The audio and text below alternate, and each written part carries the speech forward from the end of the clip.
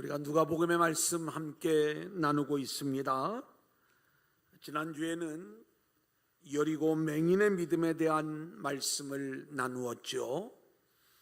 오늘 말씀의 제목은 부자 삭개오입니다. 혹시 우리가 제목만 들어도 오늘 목사님이 어떤 이야기를 말씀하고자 하는가? 우리는 삭개오에 대한 많은 이름을 붙일 수가 있어요. 제가 부자, 세리, 키 작은 삭개오 이렇게 제목을 지으려다가 그 모든 내용들을 품고 있는 것이 구원의 가능성이 없어 보이는 이 삭개오의 이야기, 하지만 하나님이 이루어내시는 구원의 이야기, 오늘 말씀 속에 이 놀라운 복음이 담겨 있는 거예요. 오늘도 주시는 말씀을 통해서 저와 여러분 모두가 함께 은혜 받는 귀한 시간들이 될 수 있기를 소원합니다. 아멘. 자, 우리 한번 따라해 볼까요? 부자 삭개오. 부자 삭개오. 자, 우리가 성경의 흐름을 아는 것만큼 중요한 것이 성경의 삶의 자리를 알아가는 것이 중요합니다. 그래서 오늘은 지금 예수님의 여정이 어디쯤 와 있는가, 이 내용을 먼저 살펴보죠. 자, 누가복음 9장 51절 같이 봅니다. 시작. 예수께서 승천하실 기약이 차감해 예루살렘을 향하여 올라가기로 굳게 결심하시고. 자, 우리 주님이 예루살렘을 향하여 올라가시는 거예요. 그러니까 지금 그 사역이 갈릴리에서 그 사역을 감당하시다가 예루살렘으로 올라가시는데, 우리가 아는 것처럼 올라가시는 이유는 십자가를 지시기 위함이에요. 근데 누가복음을 보면 무려 9장부터 오늘 19장까지 그 올라가는 여정을 계속 기록을 하고 있는데, 이제 이 19장에서 예수님이 드디어 예루살렘으로 들어가시는데, 예루살렘으로 들어가시기 전에 한 군데 들리시는 곳이 있어요. 여기를 거치셔야만 됐어요. 어디인가? 자, 18장 35절입니다. 시작. 여리고에 가까이 가셨을 때에 한 맹인이 길가에 앉아 구걸하다가. 자, 오늘 본문 1절입니다. 시작. 예수께서 여리고로 들어가 지나가시더라. 예, 이 여리고는 물론 갈릴리에서 예루살렘으로 들어가는 길이 여러 갈래의 길들이 있습니다. 근데 주님은 지금 여리고를 통과하여 예루살렘으로 들어가는 여정을 우리에게 보여주고 있어요. 근데 이 여리고에서 지금까지 주님을 따라왔던 모든 자들에게 너희의 지금 모습으로는 하나님 나라 못 들어가. 근데 하나님 나라 들어갈 수 있는 자들 내가 보여줄게. 그래, 한 맹인의 눈을 뜨게 하시면서 내 믿음이 너를 구원하였다. 그러니까 하나님 나라에 합당한 백성으로 한 맹인이 등장을 하고 있는 거고요. 그리고 오늘 말씀에 삭개오 이야기가 등장하면서 이 집에 오늘 구원이 임하였다 말씀하시는 거예요. 그러니까 지금 우리 주님은 하나님 나라의 완성을 위한 길을 걸어가고 계시는데, 그 나라 백성의 모델로 한 맹인과 삭개오가 제시되어지고 있는 거죠. 근데 우리는 이렇게 여리고를 통과하여 가나안 땅을 정복해 나가는, 예루살렘을 입성하며 하나님 나라를 세워가는 이 이야기를 출애굽의 이야기를 통해서 이미 그 그림을 본 적이 있어요. 같이 볼까요? 여호수아 6장 25절 26절이에요. 시작. 여호수아가 기생 라합과 그의 아버지의 가족과 그에게 속한 모든 것을 살렸으므로 그가 오늘까지 이스라엘 중에 거주하였으니, 이는 여호수아가 여리고를 정탐하려고 보낸 사자들을 숨겼음이었더라. 여호수아가 그때에 맹세하게 하여 이르되, 누구든지 일어나서 이 여리고 성을 건축하는 자는 여호와 앞에서 저주를 받을 것이라. 그 기초를 쌓을 때에 그의 맏아들을 잃을 것이요 그 문을 세울 때에 그의 막내 아들을 잃으리라 하였더라. 예, 이 여리고라고 하는 땅은 향기라는 이름을 가지고 있어요. 얼마나 사람들이 유혹을 받기에 좋을 정도로 아름다운 땅이었는지 그 땅의 이름이 향기예요. 사람들이 사람의 어떤 소망, 세상의 소망을 가지고 살아갈 수 있는 땅 여리고. 출애굽의 여정을 보면 이스라엘 백성들이 40년 광야 생활 후에 요단을 건너 가나안 땅으로 들어갑니다. 이 가나안 땅을 정복하며 하나님 나라의 완성을 위한 사역이 시작이 되어지는데, 이때 가장 먼저 정복되어지는 성이 여리고성이었던 거예요. 사람들이 유혹을 받을 정도로 아름다웠던 성 여리고가 무너지고 이제 하나님의 나라가 시작이 되어지는 거예요. 그런데 이 여리고성이 무너지면서 아주 중요한 두 가지 일들을 말씀을 하고 있는데, 하나는 하나님의 뜻, 하나님의 일하심에 순종했던 라합이 하나님 나라의 백성으로, 구원받은 백성으로 제시되어지고 있는 것이고, 또 하나 이 하나님의 뜻을 대적하여 누구든지 여리고를 재건하는 자는 저주를 받으리라. 그리고 실제로 그 일들이 나타나게 되죠.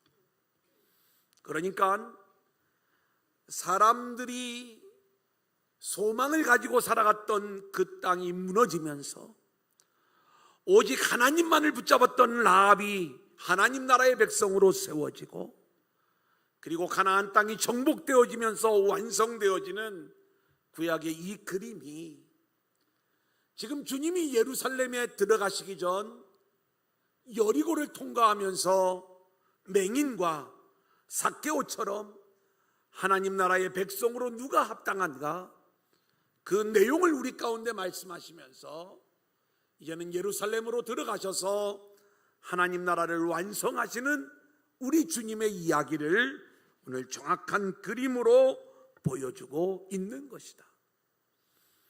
여러분, 지금 우리 주님의 마음이 얼마나 좀 답답하실까, 이 장면을 우리가 좀 생각해 봤으면 좋겠습니다. 예수님이 갈릴리에서 예루살렘으로 가시는데 수많은 무리들이 주님을 따르고 있어요. 거기에는 제자들이 있어요. 주님의 소망이 있었겠죠. 나름 경건한 바리새인들, 서기관들, 이들 중에 주님에 대한 호의를 가지고 주님을 따르고 있는 상황이에요. 근데 우리 주님이 계속 이들에게 어떤 말씀을 하시느냐, 여전히 자기 생각에 갇혀 이 땅에 소망을 두고 주님께 이 땅에서 이루어지는 하나님 나라를 소망하며 자기의 신앙적 노력으로 주님을 따라왔던 이들에게 하나님이 이루시는 하나님의 나라는 그런 게 아니야. 너희의 수고와 노력으로 들어가는 것이 하나님의 나라가 아니라 하나님의 나라는 전적으로 하나님의 은혜로만 이루어지는 나라예요. 아멘. 그래서 우리는 지난주에 이 맹인을 향하여 내 믿음이 너를 구원하였다. 이 맹인은 한 일이 없어요. 다만 자신의 소망 없음, 불가능함, 죄인됨, 맹인됨, 은혜가 아니면 살 수 없음, 이걸 깨닫고 나를 불쌍히 여겨주소서, 그렇게 주님을 찾았던 믿음, 이 믿음이 하나님 나라에 합당한 믿음임을 보여주는 거예요. 오늘 말씀의 제목이 부자 삭개오. 제가 왜 부자 삭개오라고 이름을 지었는지, 주님이 부자는 천국에 못 들어간다, 부자 관원과의 이야기 다음에 이 말씀을 하신 거예요. 근데 오늘 등장하는 이 삭개오가 부자래요. 근데 부자일 뿐만이 아니라 미리 첫 번째 대지의 결론을 말씀을 드리면 이 삭개오는 세리장이었어요. 우리가 바리새인과 세리의 기도 이야기 배웠잖아요. 그 세리의 짱, 뿐만 아니라 이 삭개오는요, 주님을 보기를 원했지만 주님을 볼 수 없는 키 작은 삭개오였어요. 지금 18장에서 우리 인간이 얼마나 구원받을 가능성이 없는 존재인가, 그것을 대표적으로 보여주고 있는 인물이 바로 삭개오다, 이렇게 말씀할 수가 있는 거예요. 그런데 이 삭개오가 오히려 주님이 일하심을 통해서 구원을 받게 되는 이야기. 그래서 우리는 오늘 이 말씀을 들으면서 우리 안에 하나님의 나라가 어떻게 이루어지는가, 이 내용을 깨달을 수 있어야 되는 거예요. 자, 왜 삭개오인가? 자, 이 페이지로 넘어가면 2절입니다. 우리 한번 같이 볼까요? 시작. 삭개오라 이름하는 자가 있으니 세리장이요 또한 부자라. 예, 이름이 삭개오예요. 이 삭개오라고 하는 이름은 히브리어 스가랴에서 나온 거예요. 삭개, 스가랴 같은 말입니다. 그 의미는 순결하다, 깨끗하다, 흠이 없다, 의롭다, 이런 이야기예요. 그러니까 그 이름이 너는 의로운 사람이 되어라, 이런 마음을 가지고 부모님이 지어준 이름이에요. 순결한 백성이 되기를 원하는 마음에서. 근데 그의 이름과 그의 직업이 맞지 않는 거예요. 세리장이다, 그리고 부자다, 이 이야기를 통해서 이름과 걸맞지 않은 이 삭개오의 모습을 우리가 엿볼 수 있는 거죠. 자, 누가복음 3장 12절 13절 같이 읽어보겠습니다. 시작. 세리들도 세례를 받고자 하여 와서 이르되 선생이여 우리는 무엇을 하리이까 하며 이르되 부가된 것 외에는 거두지 말라 하고. 세례 요한이 세례 운동을 펼칠 때에 수많은 세리들도 그 세례를 받고자 세례 요한 앞으로 나왔어요. 여러분, 우리가 세리를 무조건 되고 나쁘게만 볼 것은 아닙니다.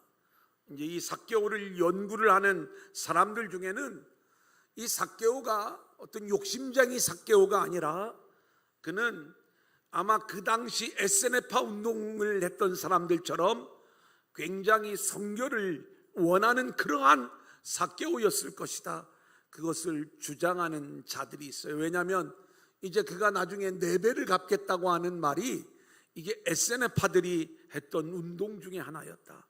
그러니까 그쪽에 영향을 받았을 것이다, 이렇게 이야기를 하는 거죠. 물론 이제 이러한 내용들은 그렇게 우리가 중요하다기보다는 하나의 참고적인 상황이 될 수는 있겠죠.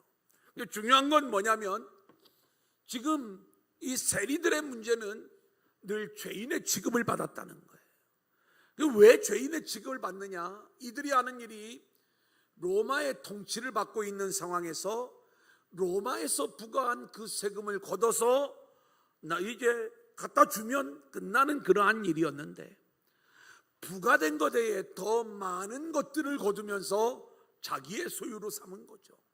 그래서 세리들 중에는 이렇게 부자가 된 사람들이 많이 있었는데, 그런 사람들로 인하여 모든 세리들이 다 죄인 취급을 받았던 상황이에요. 그래, 이름은 삭개오이지만 직업이 세리장이다.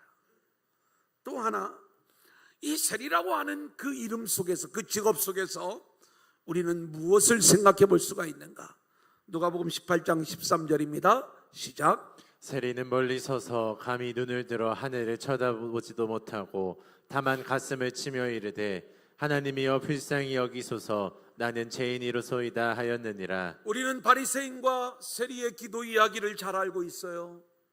세리가 하나님 앞에 나아갈 때 자신에게는 도저히 하나님 앞에 나아갈 자격도 없고 나아갈 수 있는 의가 없기 때문에 자신의 가슴을 치면서 하나님 나를 불쌍히 여겨주세요, 이렇게 기도했던 세리의 모습.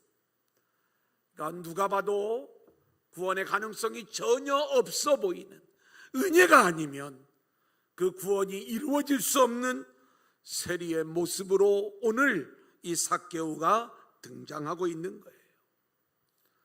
뿐만 아니라 세리장이요 그는 또한 부자다, 이렇게 얘기했어요.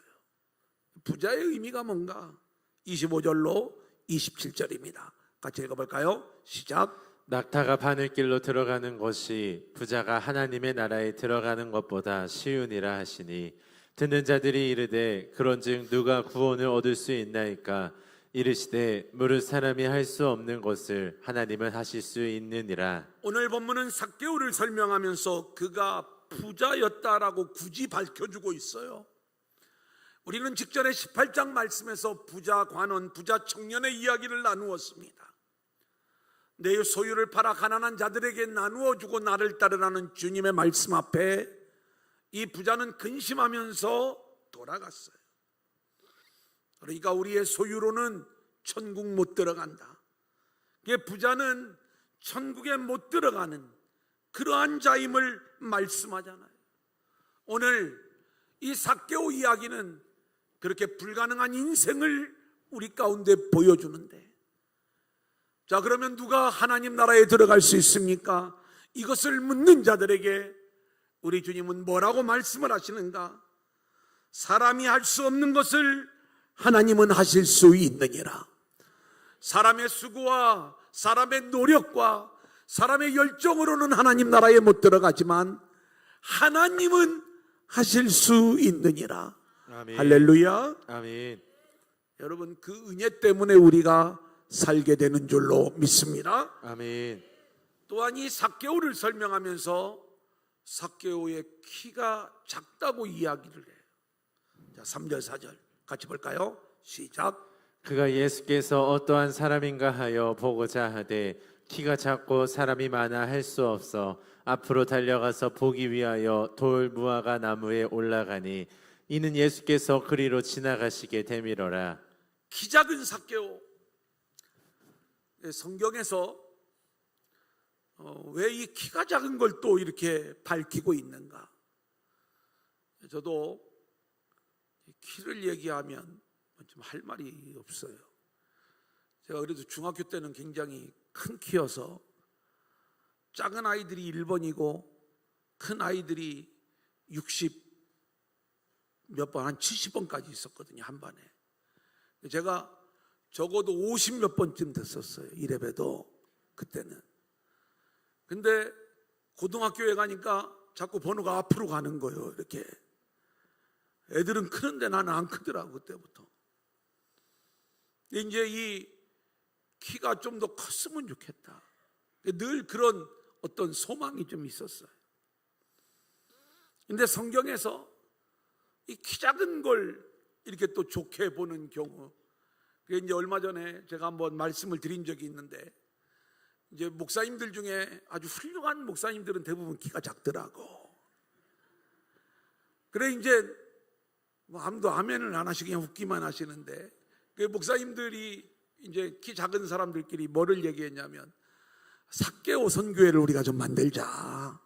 그래가지고 이제 그 삭개오 선교회를 만들어서 뭔 일을 좀 한번 해보자. 낯도로 오래요. 나는 당신들보다는 좀 큰 것 같은데, 제가 이제 그렇게 이야기를 했더니 170이 안 되면 무조건 되고 여기 들어와야 된다고. 제가 169.5거든요. 그래가지고 간신히 거기 들어가가지고 이렇게 좀 활동하는 이 삭개오의 키가 작은. 근데 왜 오늘 말씀이 삭개오의 키가 작음을 이야기하는가? 여러분, 우리가 18장에서 어떤 내용을 배웠냐면, 천국은 어린아이와 같이 받아들이지 않으면 못 들어간다. 키 작은 어린아이, 이 부분을 우리에게 보여주는 게 삭개오인 거예요.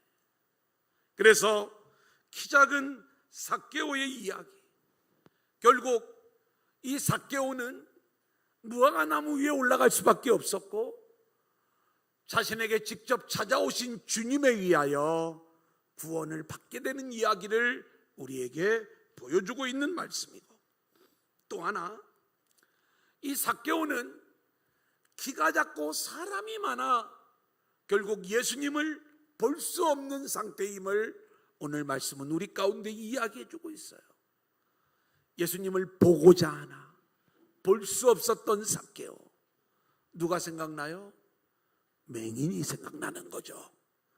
그러니까 지금 이 삭개오의 이야기는 우리가 곰곰이 묵상을 해보면 18장에서 누가 하나님 나라의 백성으로 합당한가, 우리가 세리 이야기, 어린아이 이야기, 부자 이야기, 그리고 맹인의 이야기 계속 나누는 가운데 이 모든 인간들을 함축하고 있는 인물이 삭개오다, 이렇게 말씀을 드릴 수가 있는 거예요. 그러니까 구원의 가능성이 전혀 없는 그 불가능한 인생을 보여주는 인물 삭개오. 근데 이 삭개오가 어떻게 구원을 받게 되는가? 사람은 할 수 없지만 하나님은 하실 수 있느니라. 아멘. 하나님의 일하심에 의하여 구원을 받게 되는 줄로 믿습니다. 아멘. 자, 그러면 이제 우리가 3페이지로 가서 한번 따라하겠습니다.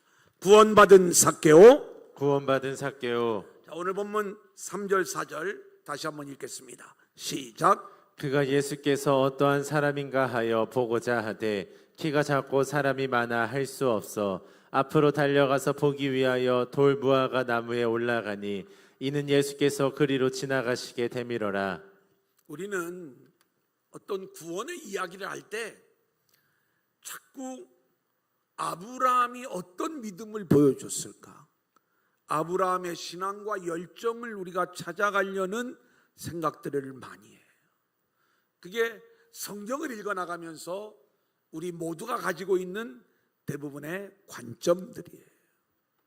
근데 제가 늘 말씀을 드리지만 이 구원은 전적인 하나님의 일이고 하나님이 우리를 찾아오셔서 하나님이 이루시는 일인 줄로 믿습니다. 아멘. 그렇다면 우리는 하나님의 일하심을 찾아가야지 사람의 관점에서 구원의 근거를 찾는 것은 우리가 복음적인 해석이 아니다, 이걸 알아야 돼요.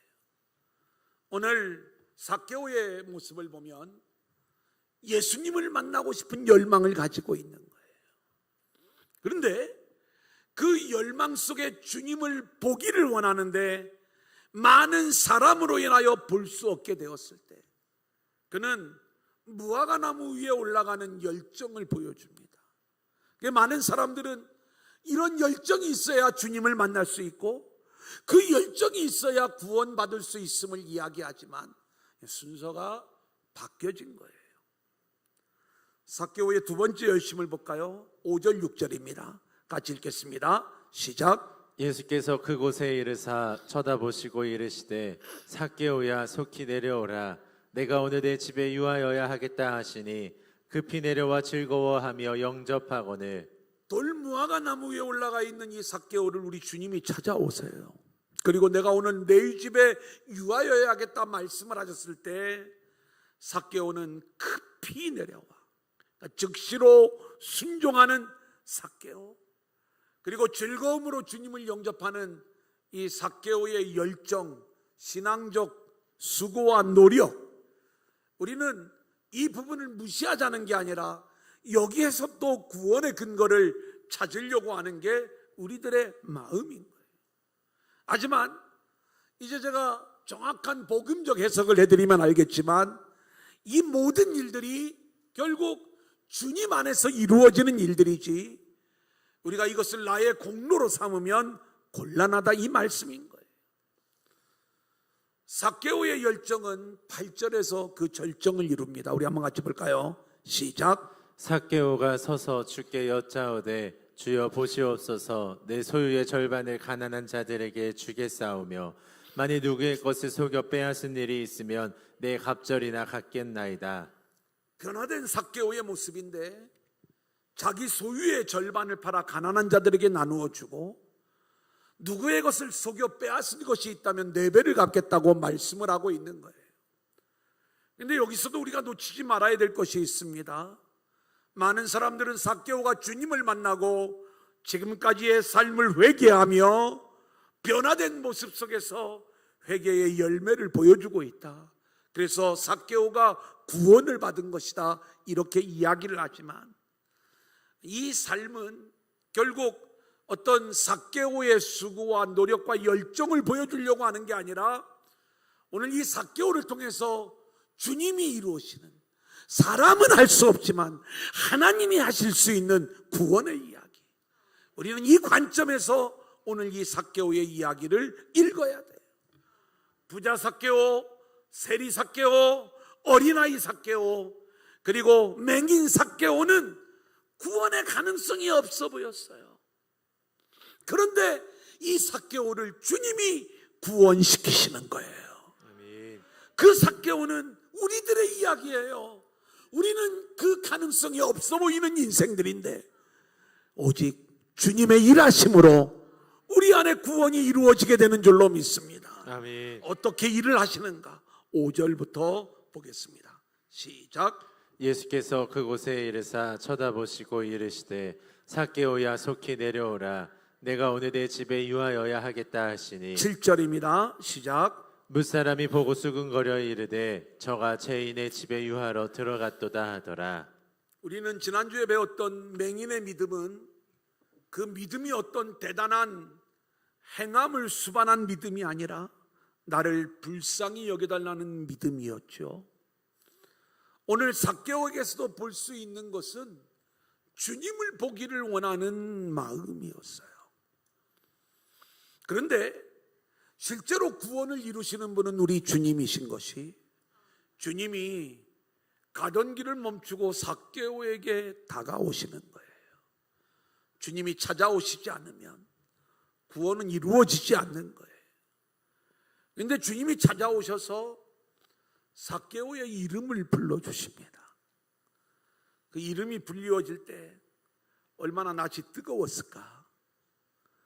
예를 들어서 누가 술집에 있는데 이 아이의 이름이 요한이야. 누가 봐도 예수 믿는 이름이잖아요. 요한아 이렇게 부르면 이름 부르지 마. 그런 거죠. 제가 술집에 혹시 있었는데 예를 들어서 교인들이 저를 알아보면 목사님 그러면 얼마나 민망하겠어요. 그죠? 이제 그런 느낌일 수가 있어요. 근데 이 구원받을 가능성이 전혀 없어 보이는 이 삭개오의 이름을 주님이 친히 불러주시는 거예요. 주님은 이 삭개오의 이름을 이미 알고 계셨던 거죠. 그러면서 뭐라고 말씀을 하시냐면 오늘 내가 너의 집에 유하여야 하겠다. 이게 단순한 이야기가 아닙니다. 여러분, 지금 우리 주님은요, 이렇게 삭개오의 집으로 들어가시는 그 장면을 따르는 수많은 사람들이 보고 있어요. 유대인들은 죄인의 집에 절대로 들어가지 않습니다. 왜냐하면 죄인과 함께 식탁을 나누고 함께 유한다는 것은 죄인과 연합되는 모습이에요. 스스로 죄인의 자리로 들어가는 거예요. 근데 주님은 우리를 구원하시기 위하여 스스로 자신을 낮추시는데 종의 형체를 가져 사람의 모양처럼 되셨을 뿐만이 아니라 십자가에 죽기까지 복종하신, 하나님의 뜻에 복종하신 우리 주님, 십자가에 달리신 우리 주님의 이야기는 우리가 너무나도 잘 알고 있는 것처럼 어떤 주님이세요? 죄인 중에 괴수가 되셔서 우리의 모든 죄를 짊어지시는 우리 주님의 이야기. 주님은 그 죄인의 집에 기꺼이 들어가시는 거예요. 그리고 그 죄인과 연합하심으로 자신이 그 죄를 담당하시면서 그 삭개오를 구원해내는 이야기. 저가 죄인의 집에 들어갔다. 예수님을 따르던 수많은 무리들이 수군거리는 그러한 상황 속에서도 기꺼이 그 죄인의 자리로 내려가 우리를 구원하시는 우리 주님의 구원의 이야기를 보여주고 있는 거예요. 이제 9절과 9절을 보겠습니다. 시작. 예수께서 이르시되 오늘 구원이 이 집에 이르렀으니 이 사람도 아브라함의 자손이미로다.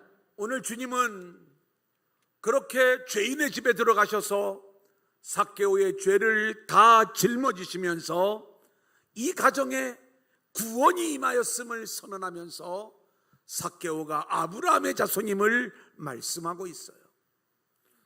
많은 유대인들은 자신들을 아브라함의 자손이라고 생각을 하고 실제로 혈통적 유대인이기 때문에 자신들은 아브라함의 자손임을 주장하면서 당연히 하나님 나라의 백성이 될 수 있음을 자신하고 있었던 거예요.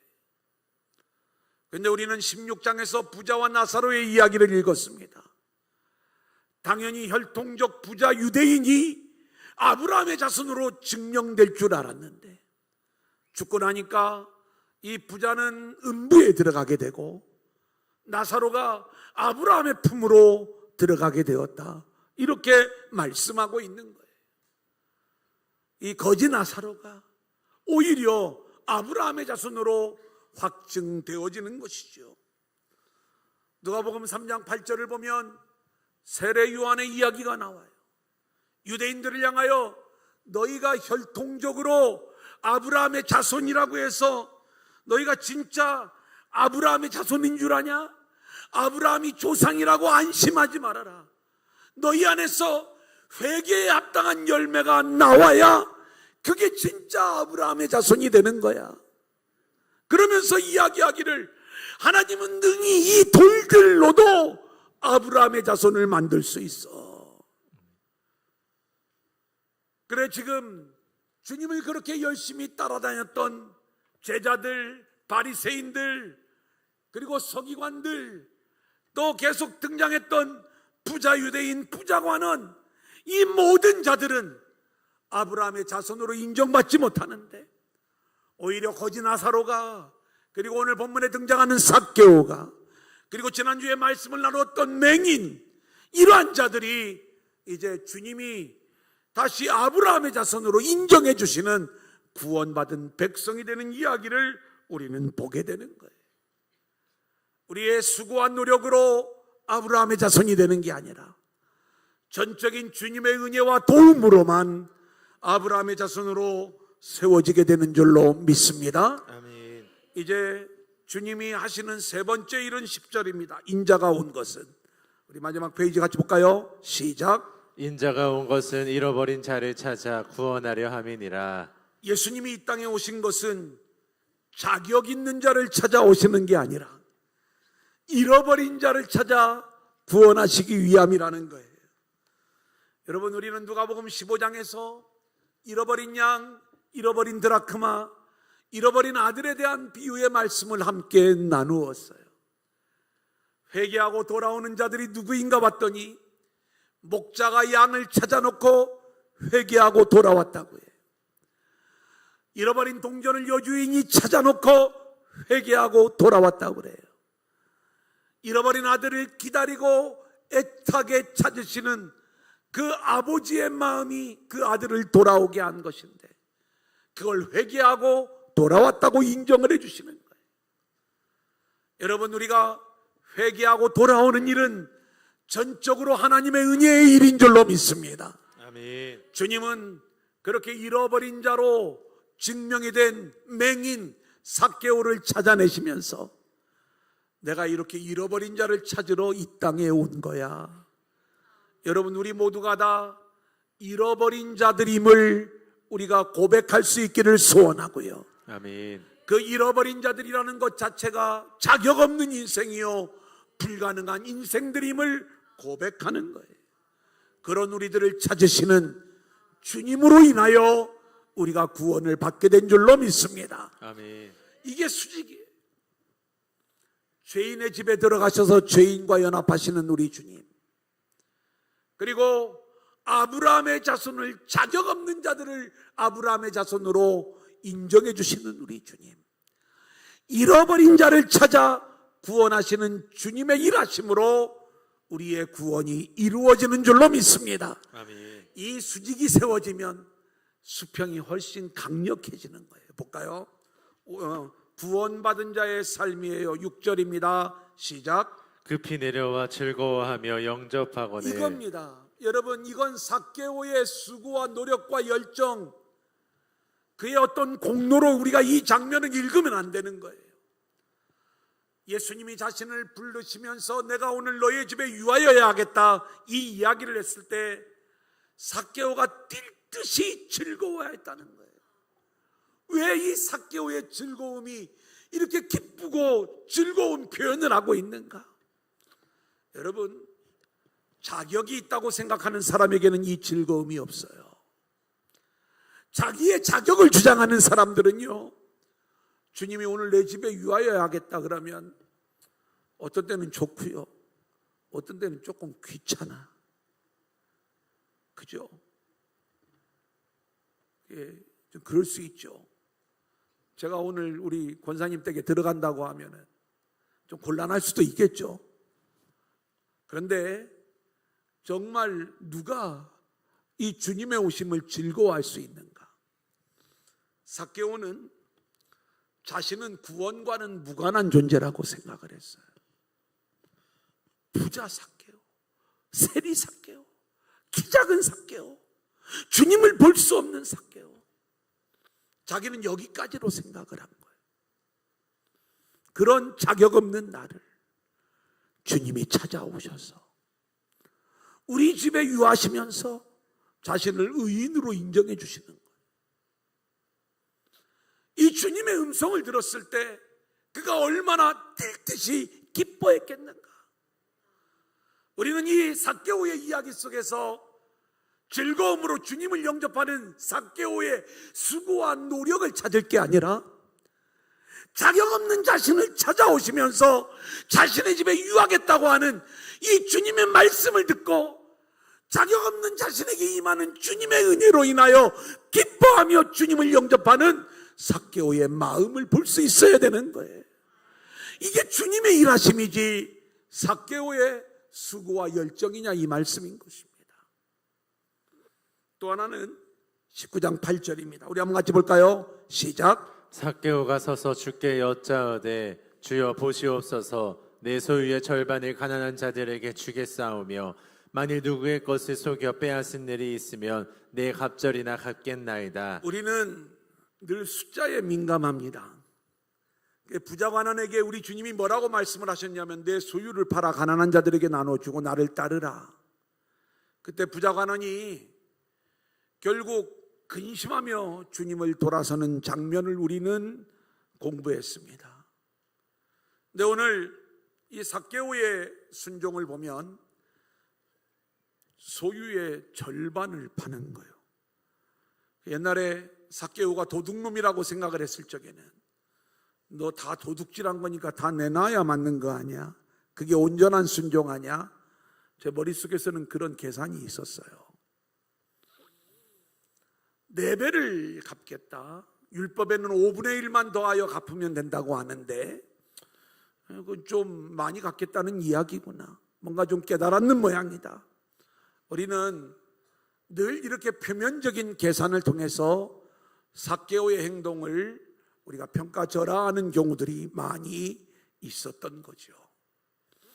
근데 삭개오의 이 고백은 단순히 절반은 나눠주고 절반은 내가 먹고 살겠다 이런 이야기가 아니에요. 이제 그의 인생이 이 땅의 소유를 내려놓는 인생으로 바뀌었음을 보여주는 말씀인 거예요. 이제는 내가 오직 주님을 따라가는 인생이 되겠습니다. 이 땅의 모든 소유를 내려놓겠습니다. 부자관원은 그 소유를 내려놓지 못했지만 이 삭개오는 주님의 구원의 은혜를 경험한 이후에 땅의 소유가 아닌 주님께만 소망을 두는 인생으로 바뀌어졌음을 보여주는 거예요. 이제 결론을 말씀을 드립니다. 한번 따라해 볼까요? 기본으로 돌아가라. 기본으로 돌아가라. 오늘 본문을 통해 우리가 돌아가야 될 기본은 무엇일까요? 먼저 우리는 우리 자신이 도저히 구원의 가능성이 없어 보이는 부자 삭개오임을 고백해야 됩니다. 우리는 하나님 앞에 나아갈 의의가 전혀 없는 세리 삭개오예요. 우리는 키가 작은 어린아이처럼 사람들로 인하여 주님을 볼 수 없는 어린아이 삭개오, 맹인 삭개오가 우리들의 모습인 거예요. 주님, 저는 그렇게 구원받을 가능성이 전혀 없는 죄인입니다. 나는 삭개오입니다. 이것을 고백하면서 주의 은혜를 갈망하는 저와 여러분들이 되어질 수 있기를 소원합니다. 아멘. 두 번째로는 우리는 그런 자격 없는 우리들에게 찾아오신 주님의 이야기, 잃어버린 자를 찾아 우리에게 오시는 주님, 그 주님을 뛸 듯이 기뻐하고 즐거워하며 그 주님을 영접하는 인생들로 세워질 수 있기를 소원합니다. 아멘. 다시 한번 말씀을 드리지만 자격 있다고 생각하는 자들은 예배의 자리가 그렇게 기쁘지 않아요. 그런데 나 같은 존재가 감히 이렇게 구원받아 주님을 예배하는 자리에 있다는 것, 기도의 자리, 은혜의 자리에 내가 있다는 것, 이것이 우리에게 진정한 기쁨이 되어질 수 있기를 소원하고요. 아멘. 늘 그 주님을 즐거워하고 주님을 영화롭게 하는 인생들로 세워지는 저와 여러분들이 될 수 있기를 주님의 이름으로 간절히 축원합니다.